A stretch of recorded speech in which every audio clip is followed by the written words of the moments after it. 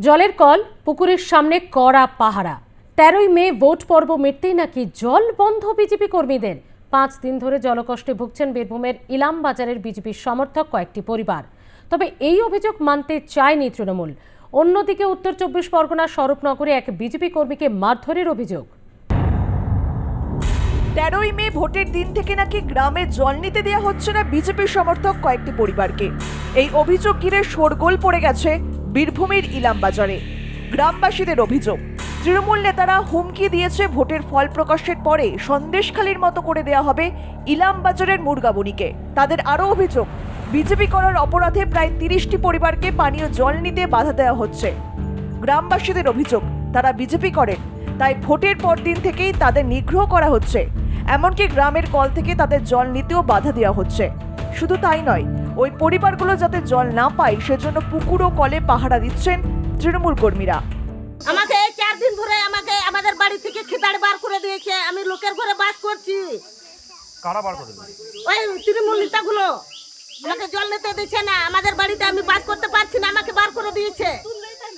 এসব আসলে বিজেপির চক্রান্ত। তৃণমূলকে খাটো করার জন্য বিজেপি এই কাণ্ড করছে বলে মন্তব্য করেছেন তৃণমূল নেতা তথা জেলা পরিষদের মৎস্য কর্মাধ্যক্ষ রবি মুর্মুর।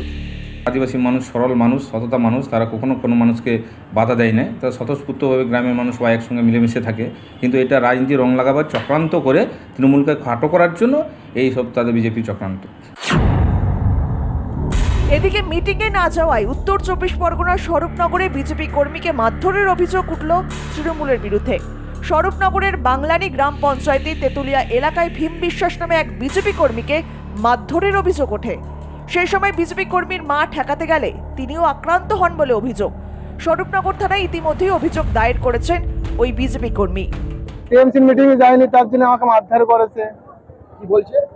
মিটিংয়ে যেতে হবে, আমি তখন বলো আমি মিটিংয়ে যাব না, তার জন্য আমাকে এসে মারধর করলো, ব্যবস্থা মারধর করলো আমাকে। থানায় অভিযোগ দায়ের করেছেন? হ্যাঁ করেছি, থানায় এফআইআর দিয়েছে। তখন আমার ছেলে ধরে যে কেউ তো বাড়ি নেই, আমাকে বাড়ি এসে মারতেছে। বলছে তোরা এইটি ভোট দিবি, এইটি যদি ভোট না দিস তা তোকে ভাঙচুর করে সব ফেলাই দেবো, তোকে ভোট কাটিয়ে দেবো, তোকে কাটিয়ে দেবো, তোকে ভাবিছিস কি তোরা না। তারপরে করছে কি তোরা কারে ডেকে নিয়ে আসবি, নিয়ে আয়, তোকে দেশ কেন কি করতে আয়, এইসব কয়েছে। আমার ছেলের ঘরে মারতি মারতি উঠোনে নিয়ে আসছে। উঠোনে নিয়ে আসলে আমি করছি এইবার তোমার ছেলেটা তো বাঁচবে না। কোথাও ভোট মিটে যেতেই অশান্তি, আবার কোথাও ভোটের আগেই উত্তাপ। রাজ্য রাজনীতির যে সংঘাতের বৃত্তেই ঘুরপাক খাচ্ছে তারই প্রমাণ মিলছে। রাজ্যে ভোট পরবর্তী হিংসার ট্র্যাডিশন যে বজায় রয়েছে তারও ইঙ্গিত মিলছে। বোলপুর থেকে সুব্রত বন্দ্যোপাধ্যায়, বসিরহাট থেকে শ্যাম বিশ্বাসের রিপোর্ট, আর প্লাস নিউজ।